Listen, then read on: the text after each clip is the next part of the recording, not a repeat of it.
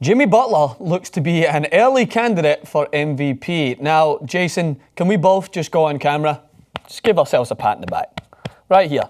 A good pat in the back. Because we touted, as long as a lot of people, we're not saying we're the only ones that ever touted that Jimmy Butler was a good player. But let's give ourselves some credit. We have been hounding the fact that Jimmy Butler has been a phenomenal two-way guard for the last 2-3 years. Despite some injuries hindering him along the way, he has proven to be a handful for any opponent coming up against him. So first, let's look at, you sent me over his statistics, and it just really puts it in perspective. Look at the consistency of what seems to be his go-to shot at the moment. His pull-up jumper, as you can see, 21 of 35. Like, how astounding are these numbers, Jason? So that's what I find so amazing about it. So it's the all-around efficiency from anything inside 14 feet, and then even more important, just outside that three-point line.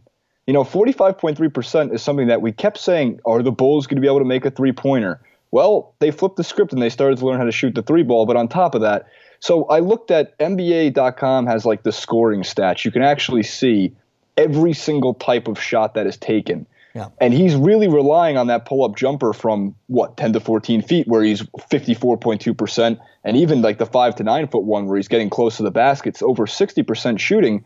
It's not just that, though. It's because Jimmy Butler is so effective on the other end of the floor that he's averaging these Paul George-esque numbers from last season when he was healthy and doing more in the defensive end. And yes, we can say it. Through this small sample size, based on what the Bulls are doing, there is no reason to not throw Jimmy Butler into the All-NBA first or second team category as a potential and even a dark horse MVP, because the voters like to eventually get out of the fatigue and vote for somebody new. Well, it's because we talked about Chicago quite a lot. We mentioned them whenever we could about how they're adding a lot of experience. They've got some great youth. I thought they had some great draft picks in there that are going to be very useful going forward. But you combine that all together with what seems to be a system that's working. I know it's an early sample size at the moment, but I'm not looking at the results, whether they were playing this way and whether they're not in the third seed position. Maybe they're 6th, 7th, 8th. If they were playing this way, but maybe just not getting the results, I would still be saying the Chicago Bulls look like they're finding something here. They look like they're finding their feet. They look like they're relying on a fantastic two-way guard to really come into his own. I think when Derrick Rose was playing with the Bulls, I'm not saying he took up a lot of Jimmy Butler's space, but I think moving him onwards allows for Jimmy Butler to take more of the leadership role as that man to drive forward. And yeah, you have your Dwayne Wades and you have your Rondos, and these are guys that are going to assist moving forward. But this is Jimmy Butler's team. There is no doubt about it. This is a guy who's going to be a crucial point to their success moving forward as long as he continues to average these numbers and be as defensively sound. So those are all, it's absolutely true. By the way, you've been saying this now for 4 months. Yeah. How much longer do you have to say it for? Does it have to be March before we can finally come around to being like, oh, wow, maybe the Bulls deserve a lot more credit, a lot more respect. Even the Chicago Tribune is critical, which is understandable because they're the local market covering their local team. But what I found amazing is like the Bulls lost to the Nuggets 110-107, and a lot of that had to do with the second unit, in which Dwayne Wade's in charge of alongside guys like Mirotic and Isaiah Canaan. And it was one of those things where Wade, his takeaway after that was, we're still finding our feet, as you just put it.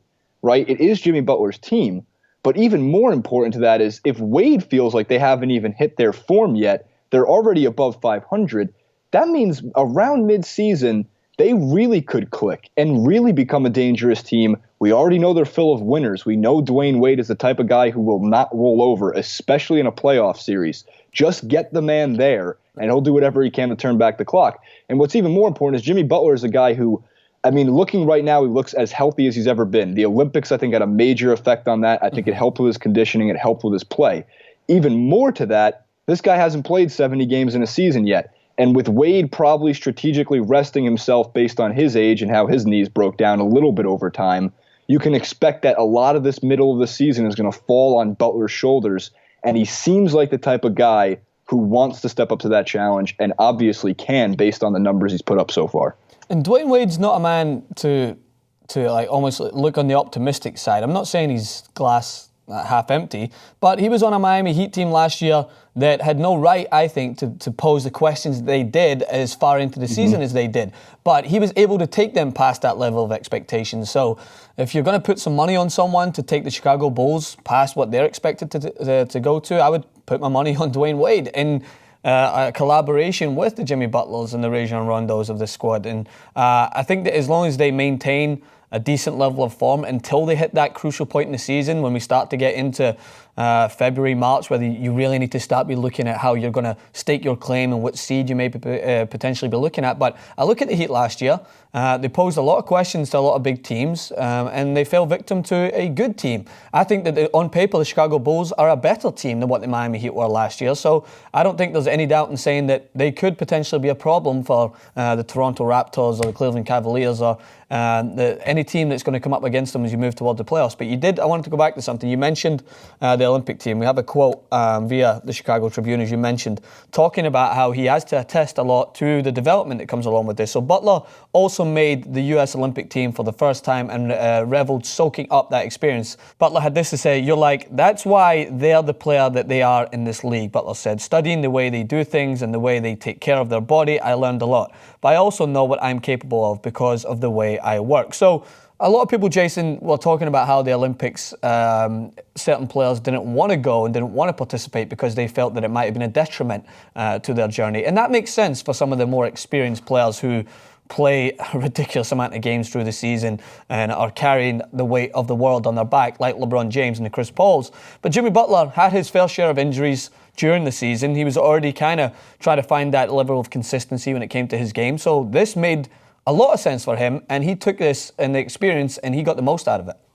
Yeah, look, I highlight three players: DeMar DeRozan, Jimmy Butler, and Kyrie Irving coming back from the Olympics and just looking like they're just more in form. Yeah. Like, I'm using one of your terms. I'm using one of the world football terms for this because it makes sense. A lot of guys take the summer off. Some guys need to. In Steph Curry's case, there was no reason to send him to the Olympics. Yeah. He was a little bit injured during the playoffs, not making the excuses there, but that makes sense. Let him heal, right?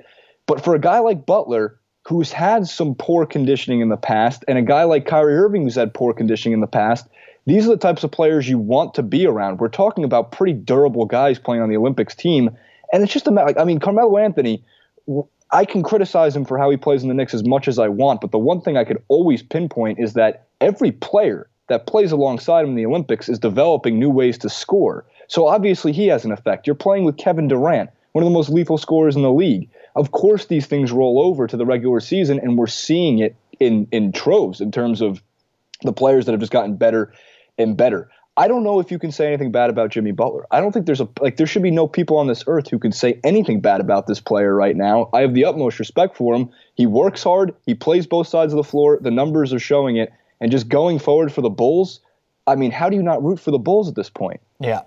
It's been a Butler love fest, to be fair, in this clip, but it's deservedly so. And it's not. He deserves it. It's not out of the blue, because we've been saying this, as you mentioned, Jay, for quite some time. When Jimmy Butler's healthy and consistent, he is one of the most dangerous players in the league. And I see a lot of similarities to the way he holds himself on the court to that of like a Kawhi Leonard, the way that he takes as much respect defensively as he does going forward. He doesn't let up at all. He's there for the team, and he also looks to contribute. So let us know what you guys think in the comment section below. Are we ridiculous in saying that Jimmy Butler could be an early dark horse for MVP, or are we right on the head the way we have been to this point? Touch wood, we'll continue to, and I'll see you guys very soon.